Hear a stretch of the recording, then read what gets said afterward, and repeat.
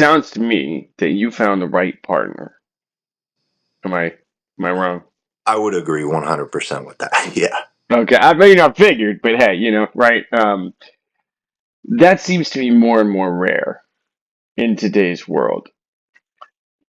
I don't really consider that the problem. I consider that a symptom of bigger and deeper problems. I could be wrong. I guarantee you have more experience in this realm than I do, but that's just kind of what I can see, and I'm also religious, and really hold that pretty close.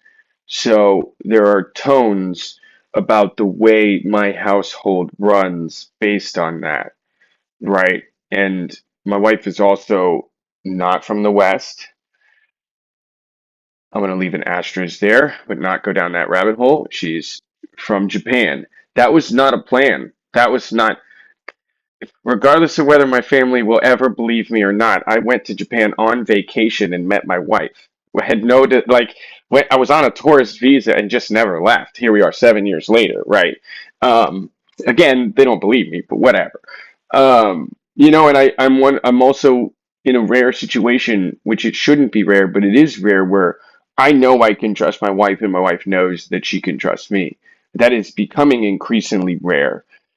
So, considering, in my perspective, that these are the symptoms of deeper rooted problems, what would you consider some of those deeper rooted problems that we're seeing here? I think one of the big problems is there's nobody that is out there. Well, I shouldn't say nobody's out there. There's nothing that teaches us how to have a successful relationship. I honestly think that because when me and my wife got married, we should not have. I always kind of err on the like when people ask for advice on relationship stuff and like these hard lines that people set like this body count and these things are red flags and all that stuff is like, dude, I don't know about any of that because when we got together, the only reason we stayed together was because we were both like extreme people pleasers that hated conflict, so we never fought about anything. It was just brewing for years and years and years until it came to light, and we had to deal with all those issues. But we got married because it was like, oh, we've been together for like 3, 4 years, and she basically looked at me and said, what are we doing? Because if we're not getting married, I have like this schedule on my spreadsheet where I want to be married by X date and have, X amount of time to spend together as a married couple before we have kids and so on and so on and so forth. Um, so if that's not happening, we should break up. And for me, I was like, all right, well, let's get married. For the guy I was at that time. And we did it for all the wrong reasons. And we didn't have like a faith base or a community or anyone to help us figure it out. Both of our sets of parents were divorced. Like we didn't have any good examples to look to as far as how to do the right thing. And if we didn't like move away from our hometown into a new city and just by pure chance like meet these incredible people that came into our lives and provided us mentorship on how to like have a successful relationship and marriage and turn things around, we probably would be divorced right now. I wouldn't be here talking to you, that's for sure. I would probably be in an apartment working the same job I was working at the time, smoking weed with my buddies and getting ready to like play video games all night or something. That's just who I was and how I operated. And because we met the people and got the mentorship and started doing the work and growing together, that's why it worked out. So I wouldn't even say I found the right one or like she found the right one. We just found the right people to help us and figured out what we needed to do to make this thing work. And I think that's like very much lacking. Like that's not something they teach in school. It's not even a topic of discussion in school. It's a rare topic of discussion, like in church. I just don't know where you go other than if you have family members or parents that like did a good job with all that. You know, nowadays there's books and seminars and relationship coaches and all that stuff, and I think all that stuff's good and probably helps, but what percentage of people are doing that? Not enough. Let's be honest. Not nearly enough. You know, it's funny you say that. Getting plugged in, right? Getting plugged in with the right people. It doesn't really matter what you're doing, right? I mean, the first thing you did when you wanted to go online, right? It was invested and got plugged in on how to be successful on in the online entrepreneur world, right? In the online space. So it's like it goes hand in hand. And we are increasingly finding, again, back to the symptoms versus catalysts, right? Like we're finding it increasingly more and more difficult to find people that understand that when you're married, when you get married, it's the beginning. It's not the goal. It's like it is the beginning, and it never gets. I don't want to say it never gets easier, but you get better, right? You get better, and then it's a partnership, it's a teamwork. We're making each other better, and it sounds like, at the very minimum, maybe you didn't choose the right person and she didn't choose the right person, but she made you better and you made her better along the way, which I think people don't realize is such a key element of marriage. And it's probably one of the big things that I have such a disagreement with the red pill community about is this idea of uh, you should be working on yourself anyways. So let's just set that as the standard and the bar, not the goal to make money to find a high value woman. Let's just say like you have to do that or you're declining. Cool. So now that we all have a standard that until recently was fairly normal of general improvement, or you would die, right? You know, okay, standard. Now we can actually have a conversation here, right? The whole point of this marriage thing is to do life together, or I guess it used to be, right? So, what is better than developing the character required to build wealth with someone, in support of someone, right? That's just my perspective, and it's from my experience as well. And that goes hand in hand. Same thing for your wife when she wanted to make the suits.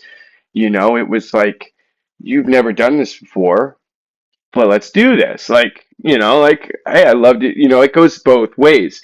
And I think the red pill community goes so far in the go make $100 million and be the best that you can be, but then you've priced yourself out of the market, and you can't really trust anyone at that point fully. I mean, how many times have you heard this? Countless times. But it's just like that old quote, right? I think it's a Les Brown quote. It's like everybody knows money can't buy happiness, but everyone wants to find out for themselves. I think intuitively everybody knows that there is going to be a seed of, and are you here because of who I've become or what I've made, or because of who I am? And there's a balance to this thing. And I can imagine with the community that you have, there is a balance in terms of, like, you can see the extremes of both sides, right? Where you get people coming and joining into the community that want to do, whatever, the $1 billion route, and then go find, X, Y, and Z and be the other guy. But then you also can probably get the guy that's just kind of down on his luck, right? And it's part of where I want to lead this conversation here is, what do you see as what's going on here? Right? COVID obviously exacerbated it, but like I talked about it at the very beginning, like social media is not the reason. I think people are using social media like a drug because of boredom, or because of lack of purpose, or because of lack of manliness. I don't know if that makes sense, or being demonized for toxic masculinity, right? What do you see as like, what's going on, and then maybe what is some of the solutions that you had already mentioned, get plugged in, that we had talked about multiple times. But what else can someone do in their own life to just get this ball rolling? Yeah, it's tough. Like, why it's happening, I couldn't tell you, because like you're seeing and trying to figure out, like, there's so many variables, right? And there's so much research and numbers and stats, but it's all skewed and biased to whatever they're trying to tell people and sell, for the most part, right? So it's like, I don't know. What I'm seeing is that men are very unhappy right now.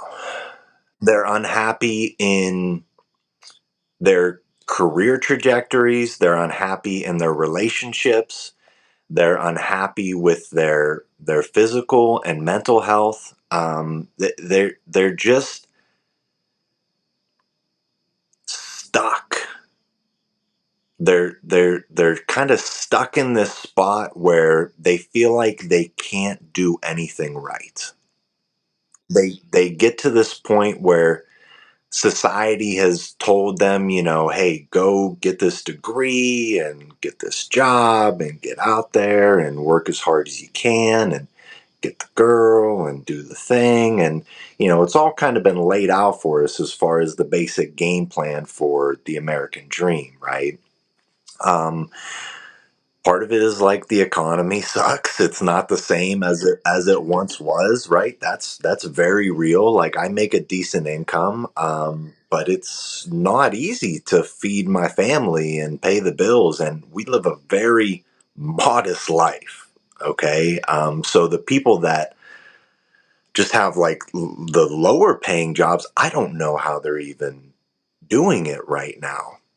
There's the financial strain, and then just, like, the lack, like we said earlier, I really look at the lack of mentorship, the lack of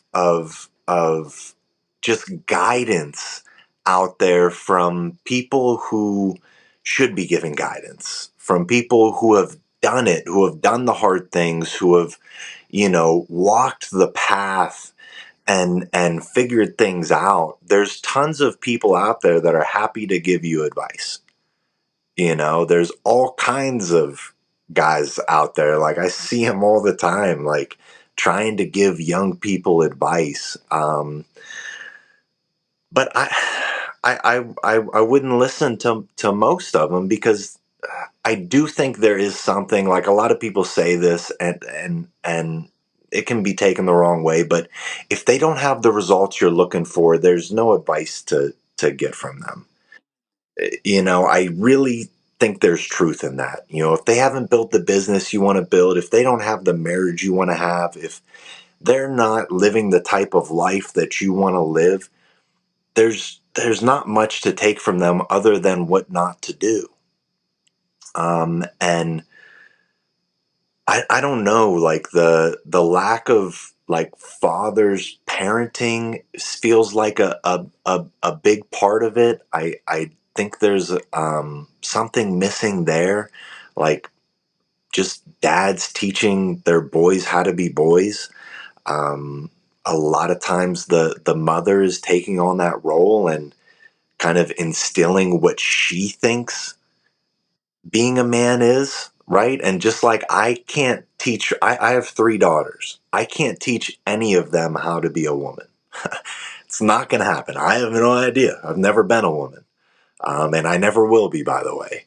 And, like, my wife couldn't teach a son how to be a man. Like, it's just something that can't be done. And what ends up happening, like, for me, what ended up happening, like, was, number one, I learned to kind of submit to female authority. I kind of developed, my coping mechanism was, like I mentioned earlier, I became a people pleaser, especially when it came to women.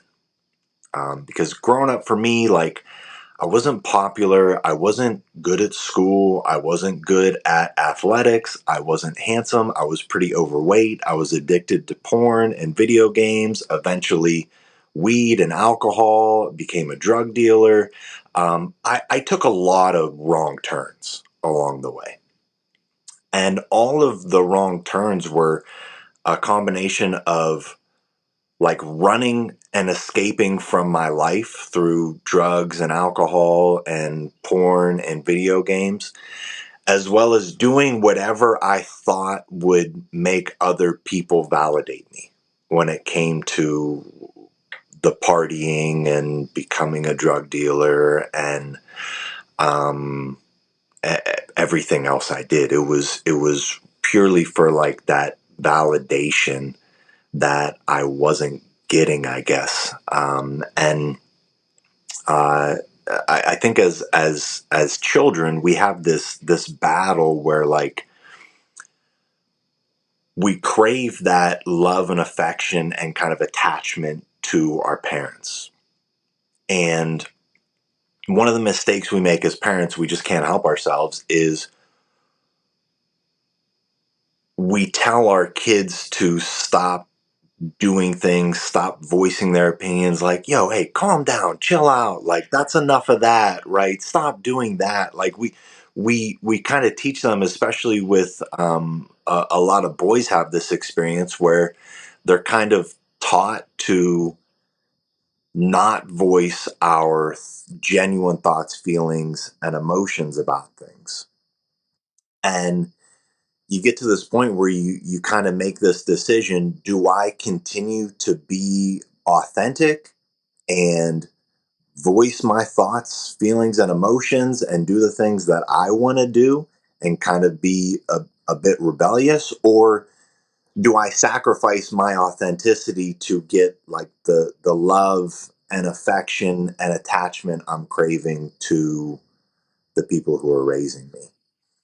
And a lot of us sacrifice our authenticity to get that love and affection, and we develop like these coping mechanisms. I for sure fell victim to that. And I think just as you get older, you have to figure out like, all right, these things I did as a child that kept me safe and the got my needs met, basically. um, we have to realize that life as an adult is very different than life as a child. And I always ask guys like that I'm kind of mentoring or helping out, like, would you ever go up to a 10 or 13-year-old boy, tell him about all the problems you're having right now, and ask him for advice on what you should do? And the answer is obviously no. Why would I do that? Like, he knows nothing about life. He's just a kid. But we have to realize that what we're doing is we're taking these strategies and beliefs that we created when we were 10, 15, 18 years old that kept us safe and got our needs met as children. And we're trying to use those as adults. But life as an adult is completely different than life as a child. And we have to figure out how to come up with new strategies that are going to work for this next phase or this next season of life. And oftentimes it's figuring out how to like remember who we are and find our authenticity and follow that path the best we can. But it's not an easy thing to do. What's going on, guys? If you like that clip right there, you will love the full interview. You can check that out right there. I'll see you on the next video. Oh, and subscribe, because we got a lot of big things coming up in the near future.